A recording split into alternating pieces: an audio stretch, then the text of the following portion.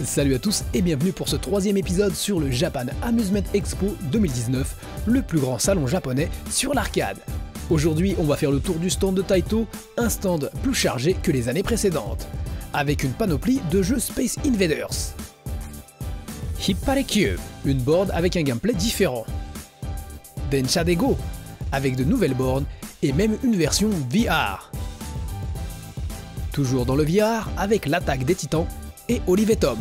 Du jeu de fight avec la borne d'arcade de Street Fighter V. Et d'autres machines à découvrir dans cette émission.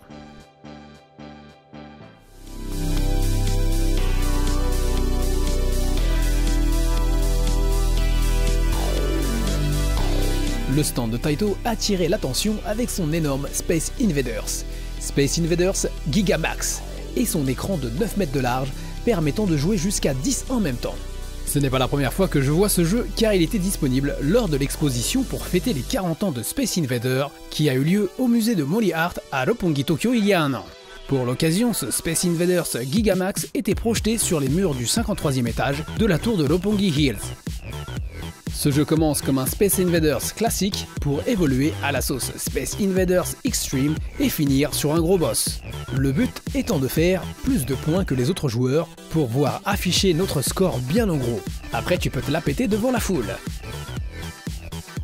On passe à droite pour arriver sur des bornes un peu particulières.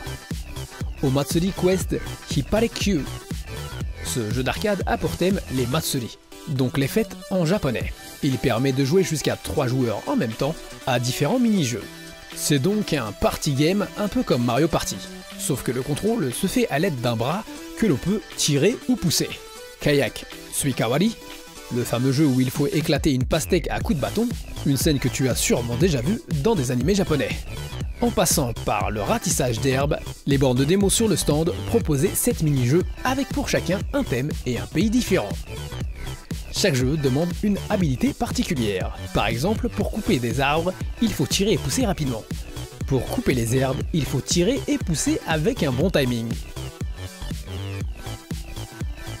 Et pour cette course à obstacles sur un tronc d'arbre, il faut régler la position du bras pour faire en sorte de placer le personnage correctement afin qu'il ne se prenne pas une branche ou un autre projectile dans la tête.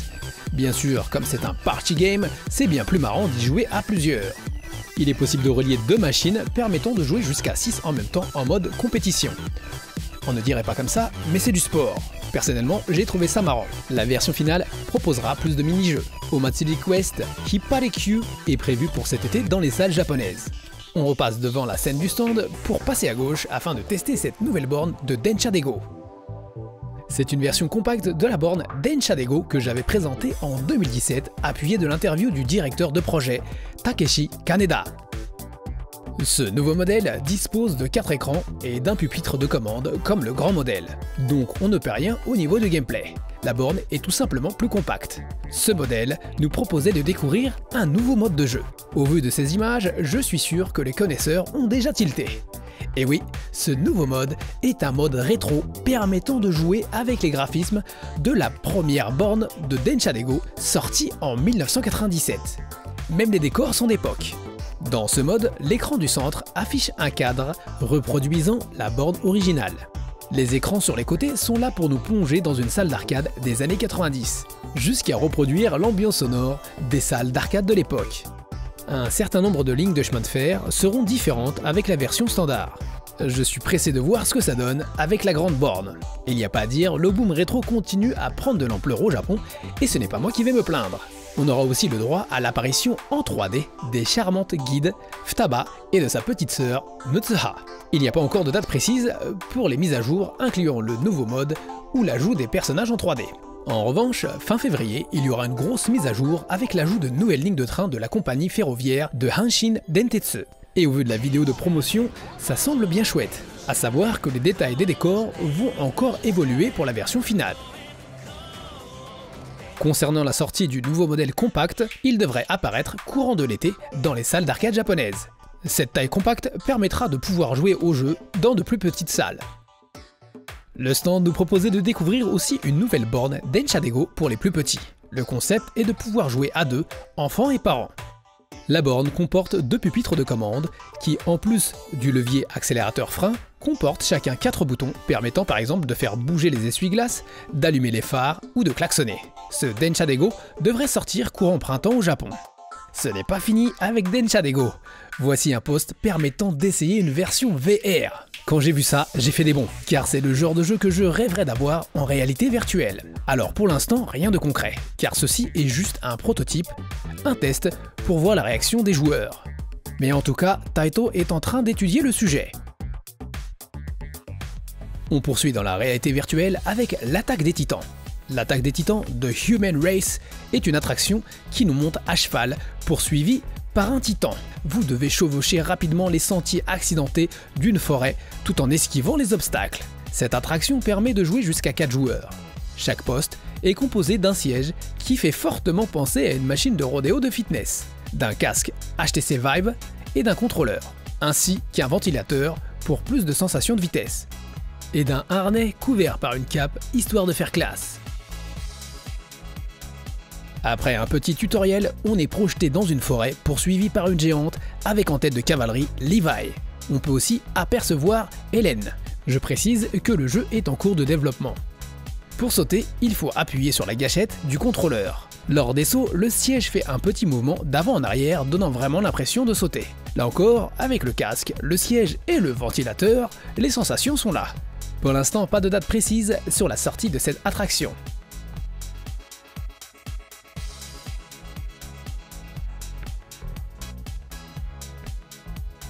On enchaîne encore avec du VR, avec un autre manga connu, Olive et Tom, connu sous le nom de Captain Tsubasa au Japon. VR, Captain Tsubasa Moero Striker. J'ai déjà présenté ce jeu de tir au but l'an dernier, mais depuis la machine a évolué pour cette borne plus compacte avec de nombreuses améliorations. Le jeu propose des phases de tir au but, mais aussi de tirer pour clore une action dans un temps limité. Le timing du shoot détermine sa puissance.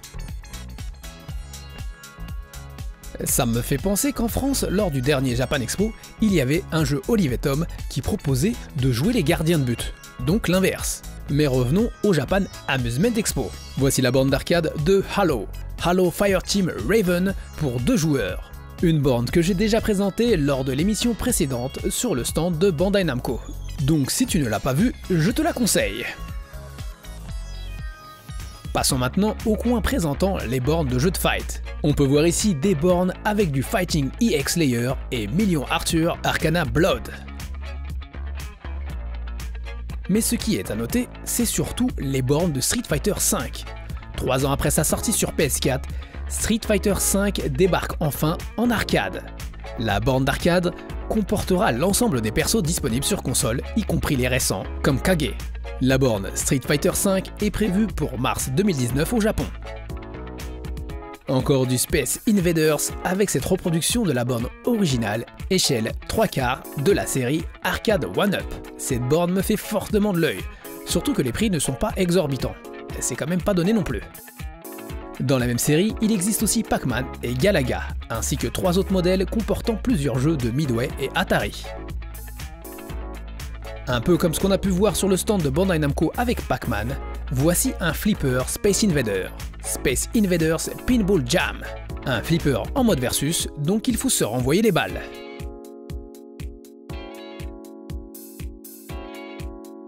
Ici, un baby-foot pas comme les autres, ou je devrais dire un baby-hockey, Super Checks Pro.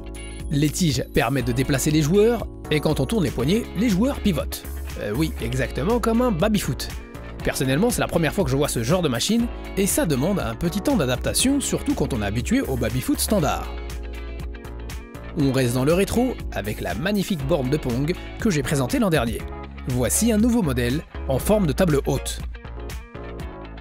Cette année, en plus d'être présenté sur le stand de Taito, Pong avait carrément un stand dédié.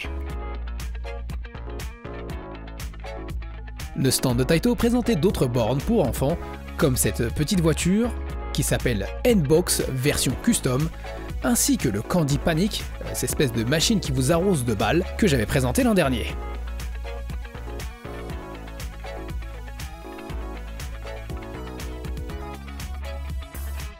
Ce sera tout pour la visite du stand de Taito. J'espère que cela t'a plu et que t'as appris de nouvelles choses.